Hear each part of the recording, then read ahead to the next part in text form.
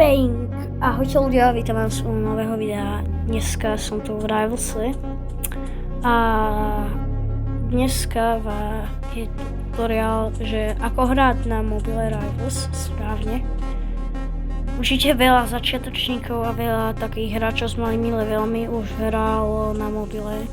Veľa ľudí, ale niektorí to asi ani nevedia, tak preto som dneska robím tento tutoriál.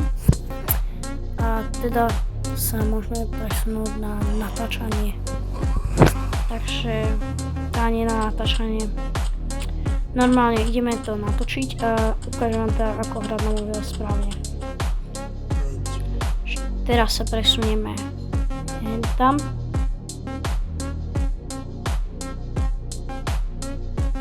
OK, takže prvá vec, ktorú musíte urobiť hneď čo začnete hrať na mobile, je ísť do nastavení, ťuknúť na toho koliesko, ísť do game a vypnúť si tieto dve veci. Volá sa to Auto Shoot a Aim Assist. Na Aim Assistu vždycky dáte Disabled a na Auto Shoote je Dynamic Disabled a Custom, tak dajte Disabled. A to je zatiaľ prvá vec a ďalšia vec. OK, takže druhá vec, ktorú musíte urobiť, aby ste dobre hrali na mobile, je si zmeniť najlepšie tie ikonky. Takže ich mám zmeniť takto, ako to vidíte. A ja teda idem na profil 1. Pôjdete sem. Sem. To kliknite. A teda, je si trochu zväčšiť toto. Stočný strieľa. Takto si to zväčšite.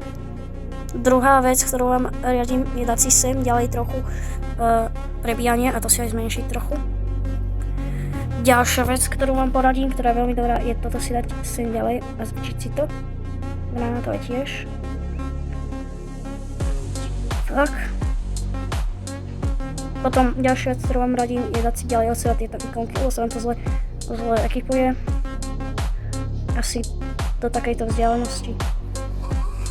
Tak, a ešte sem. A potom si ešte zmente namierenie, to je veľmi dôležité. Jump a toto si nechajte.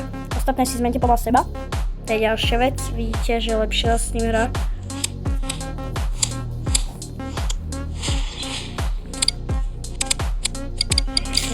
Vidíte.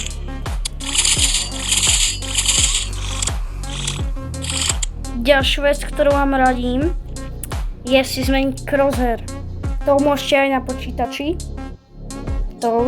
na počítači. A teda môj obľúbený crosshair je takýto.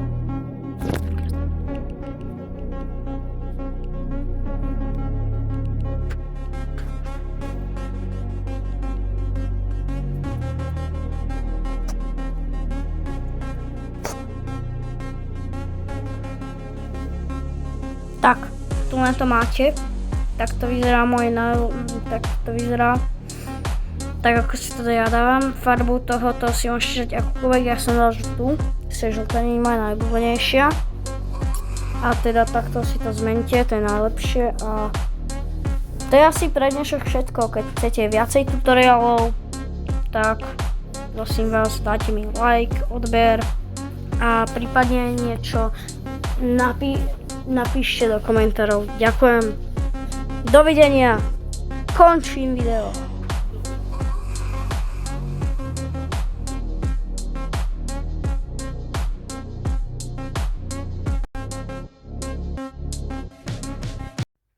Ľudia, takže posledné upozornenie, ak ste našli v tomto videu nejaké chyby v editovaní alebo akékoľvek takéto niečo, tak prosím vás upozornite ma na tom dole v komentároch.